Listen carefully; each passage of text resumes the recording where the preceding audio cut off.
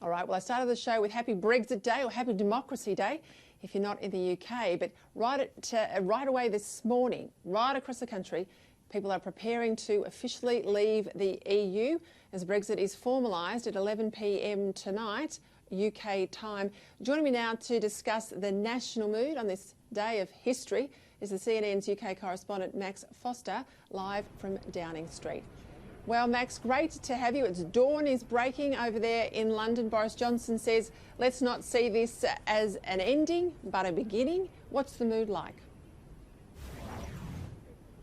Well, everyone's just carrying on as normal. It's remarkable, really. Such a build-up, years of negotiations, divisiveness, anger, joy, all sorts, absolutely dominating the political and news agenda here. And suddenly we get to the day where Britain leaves the European Union and everyone's just plodding along as normal. It's extraordinary.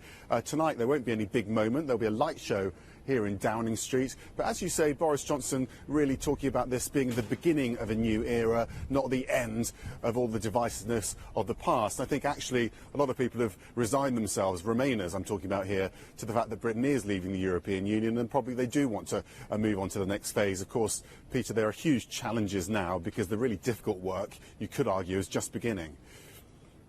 Well, Australia is a country with similar constitutional arrangements to Britain, but we're no strangers when it comes to making our own trade deals. You'll now do what Australia does on a routine basis and strike usually bilateral, sometimes trilateral and regional agreements. Tell me a little bit about this transitional period, because it's not an immediate change into the post-Brexit world tonight, is it?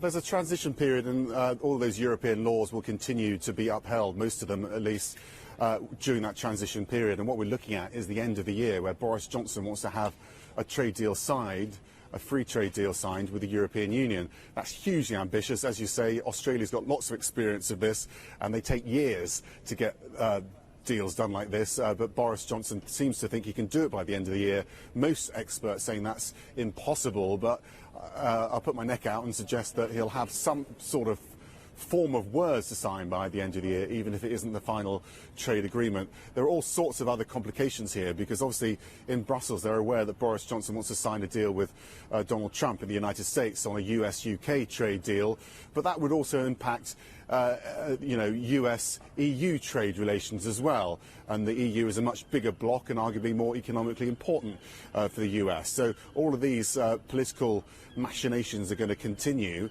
into next year. If Boris Johnson does achieve it by the end of the year, it will be extraordinary. And some people argue it is possible because you can pretty much base it on what's there already, but there's so much bureaucracy to go through before we get there. Oh yeah, there's a huge amount of work.